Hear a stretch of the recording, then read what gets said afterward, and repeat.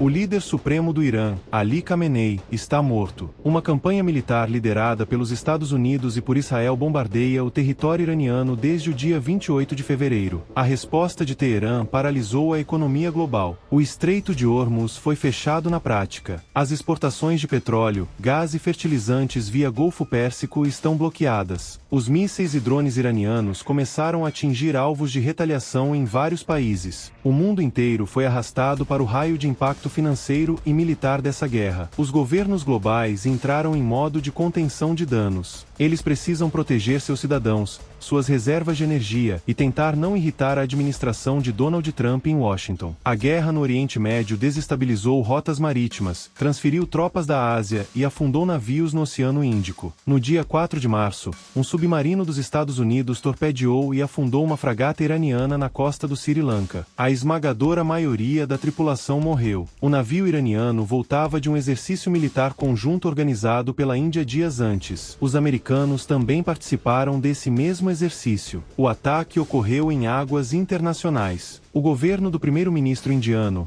Narendra Modi, que assinou uma aliança estratégica com Israel no final de fevereiro, manteve silêncio sobre o naufrágio. A oposição indiana acusa o governo de render sua autonomia militar. O impacto em Nova Delhi vai além da diplomacia. A Índia não compra petróleo iraniano desde 2019, mas mais de 40% de suas importações de energia passam pelo Estreito de Hormuz. As reservas de gás de cozinha e gás natural liquefeito vindas do Golfo estão secando. Hotéis e restaurantes em cidades indianas já enfrentam cortes. No Paquistão, a fronteira de 900 quilômetros com o Irã virou um barril de pólvora. O governo paquistanês teme um colapso estatal no país vizinho. Isso abriria caminho para insurgentes separatistas e uma onda colossal de refugiados. Nas ruas paquistanesas, o assassinato de Khamenei e o ataque americano e israelense geraram fúria na população muçulmana xiita. Tumultos explodiram. Forças de segurança do Estado mataram 22 manifestantes apenas no primeiro fim de semana do conflito. A crise forçou medidas drásticas de austeridade energética no Paquistão. Escolas públicas foram fechadas por 2 semanas. Universidades migraram para o ensino online. A semana de trabalho foi reduzida para 4 dias para economizar combustível. Até o Talibã, no Afeganistão, sentiu o golpe. O grupo assumiu uma postura contida. Emitiu apenas uma nota de profundo pesar pelos ataques de ambos os lados. Em 2025, o Irã havia superado o Paquistão como o maior parceiro comercial do Afeganistão. Com o fechamento do porto iraniano de Chabahar, o fluxo de ajuda humanitária e bens básicos para Cabul despencou. A retaliação iraniana já atingiu o espaço aéreo e instalações de países da OTAN e da União Europeia. Nos primeiros dias da guerra, Espanha, Noruega e Turquia condenaram publicamente os Estados Unidos e Israel. A Turquia declarou que a operação é uma clara violação da soberania do Irã. A maioria dos outros governos europeus evitou comentar a legalidade do bombardeio, temendo retaliações políticas da Casa Branca. Mas os mísseis iranianos mudaram o foco. Teherã mirou bases que abrigam forças ocidentais. Uma base britânica no Chipre foi atingida. Um hangar militar francês nos Emirados Árabes Unidos foi bombardeado. Projéteis iranianos voaram em direção ao espaço aéreo turco e foram interceptados por sistemas de defesa da OTAN. A resposta da Europa foi imediata. Reino Unido e França começaram a liberar suas bases aéreas para apoiar taticamente as defesas americanas. O presidente francês, Emmanuel Macron, enviou o porta-aviões Charles de Gaulle para o mar Mediterrâneo, acompanhado de unidades de defesa aérea para o Chipre. Ainda assim, Macron declarou que não aprova o assassinato de líderes iranianos fora do direito internacional. A primeira-ministra italiana, Giorgia Meloni, endossou a posição francesa. Para proteger o Oriente Médio, os Estados Unidos começaram a desfalcar a defesa da Ásia. Na primeira semana de março, o Pentágono iniciou a transferência de componentes dos sistemas antimísseis Patriot e THAAD da Península Coreana direto para o Golfo. Relatórios do dia 13 de março confirmam que Washington está movendo mais de 2.200 fuzileiros navais baseados em Okinawa, no Japão. O navio de assalto anfíbio USS Trípoli também foi deslocado para a zona de guerra. O presidente sul-coreano manifestou descontentamento com a remoção de suas defesas aéreas, mas admitiu não ter controle sobre a decisão americana. No Japão, o governo declarou que a lei nacional impede o país de entrar militarmente no conflito. A Austrália, por sua vez, Suez, despachou aeronaves de radar e 85 militares para defender o espaço aéreo dos Emirados Árabes. A guerra atingiu a ex-República Soviética do Azerbaijão. No dia 5 de março, drones que o governo azeri afirma terem origem iraniana atingiram instalações próximas ao aeroporto internacional no enclave de Nakiva. Civis ficaram feridos. O presidente do Azerbaijão, Ilham Aliyev, chamou o ato de ataque terrorista, mas agiu rapidamente para conter a escalada, telefonando para o presidente do Irã. Baku garantiu a Teherã que não permitirá que americanos ou israelenses usem seu território para lançar ataques. Metade do petróleo importado por Israel passa por oleodutos azeris. Em Pequim e Moscou, o cálculo é frio, focado em lucros e tática. A China condenou o ataque dos Estados Unidos e de Israel. Pequim é o maior importador de petróleo bruto do mundo e depende inteiramente do Estreito de Hormuz. O governo chinês abriu canais diretos com o Irã para garantir a passagem de seus navios. Desde o início da guerra, o Irã permitiu a saída de 11 milhões e 700 mil barris de petróleo com destino exclusivo aos portos chineses. Navios de outras nacionalidades começaram a alterar seus sinais de rádio marítimo. Eles transmitem mensagens falsas de tripulação chinesa a bordo para evitar mísseis no Golfo. Pequim também está aproveitando a guerra para estudar a capacidade de combate americana. O exército chinês avalia a velocidade com que Washington gasta seus estoques de mísseis e analisa a eficácia cibernética dos Estados Unidos. Apesar das tensões, a China confirmou que a cúpula presencial entre Donald Trump e Xi Jinping no final de março está mantida. A Rússia reagiu com indignação retórica. Vladimir Putin chamou a morte de Khamenei de violação do direito internacional. A inteligência ocidental suspeita que Moscou forneceu dados de satélite para ajudar os iranianos a mirar nas bases americanas. O Kremlin nega. O conflito é extremamente lucrativo para os russos. O fechamento do Estreito de Hormuz fez o preço do petróleo disparar, injetando bilhões na economia russa no meio da guerra contra a Ucrânia. A estratégia funcionou tão bem que, no dia 12 de março, o governo dos Estados Unidos anunciou a suspensão temporária das sanções globais contra a venda de petróleo russo. O objetivo americano é uma tentativa desesperada de estabilizar o mercado de energia e baixar os preços mundiais. A guerra no Oriente Médio está financiando a máquina de guerra da Rússia na Europa. Na Ucrânia, o presidente Volodymyr Zelensky tomou o caminho oposto. Ele declarou apoio total e inequívoco ao ataque americano e israelense contra o Irã. Zelensky afirmou que os ucranianos sofrem com o terror dos drones fabricados no Irã e fornecidos à Rússia. O governo em Kiev tenta garantir que Donald Trump mantenha o fluxo de armas e inteligência para a Ucrânia. No dia 3 de março, Zelensky ofereceu o envio de interceptadores de drones ucranianos e especialistas militares para a Arábia Saudita, Emirados Árabes, Jordânia e Catar. Em troca, ele pede que os governos árabes enviem seus sistemas Patriot para a Ucrânia. O objetivo ucraniano é proteger bases americanas no Oriente Médio para receber mísseis de longo alcance em casa. Os danos colaterais na economia global avançam rápido. No Sudeste Asiático, países iniciaram a repatriação de emergência de trabalhadores. Filipinas, Indonésia e Tailândia somam quase 3 milhões de cidadãos no Oriente Médio. A escassez de combustível atingiu a Ásia. Quase um terço dos postos de gasolina no Camboja fecharam as bombas. Metade da frota pesqueira da Tailândia está paralisada nos portos por falta de diesel. Governos em Hanoi e Bangkok ordenaram que servidores públicos trabalhem de casa. A Indonésia suspendeu sua colaboração com o comitê liderado pelos Estados Unidos para patrulhar Gaza. No continente africano, países que dependem de combustível importado, como Quênia e Mali, enfrentam uma paralisação iminente. O corte no fornecimento de fertilizantes do Golfo ameaça a produção agrícola básica em toda a região. Na África do Sul, o governo tenta manter uma linha neutra, declarando que todas as 3 nações envolvidas violaram o direito internacional. Na América Latina, as posições refletem alinhamentos políticos. A Argentina elogiou abertamente os ataques de Israel e dos Estados Unidos. Cuba e Nicarágua condenaram a ação militar. A Venezuela publicou uma declaração criticando a operação inicial, mas o Ministério das Relações Exteriores apagou a publicação horas depois. O texto foi substituído por uma versão focada apenas na solidariedade aos países árabes. O isolamento diplomático do Irã foi formalizado nos corredores da ONU. No dia 11 de março, o Conselho de Segurança das Nações Unidas votou uma resolução elaborada pelo Bahrein. O texto exige a cessação imediata dos ataques do Irã contra os países do Golfo e afirma que Teherã está violando a lei internacional. A resolução não faz nenhuma menção aos bombardeios prévios dos Estados Unidos e de Israel. Um recorde histórico de 135 países apoiaram o documento. Apenas China e Rússia se abstiveram. Uma resolução paralela russa exigindo o fim de todas as operações militares foi esmagada na votação. situação. A comunidade internacional decidiu proteger suas economias e evitar um confronto direto com Washington. Nenhum dos lados apresentou uma estratégia de saída militar. O Estreito de Hormuz continua bloqueado. As frotas estão se posicionando no Golfo. Se inscreva para acompanhar a atualização do deslocamento das frotas americanas e comente sua opinião sobre esses acontecimentos. Clique no vídeo a seguir para não perder nada.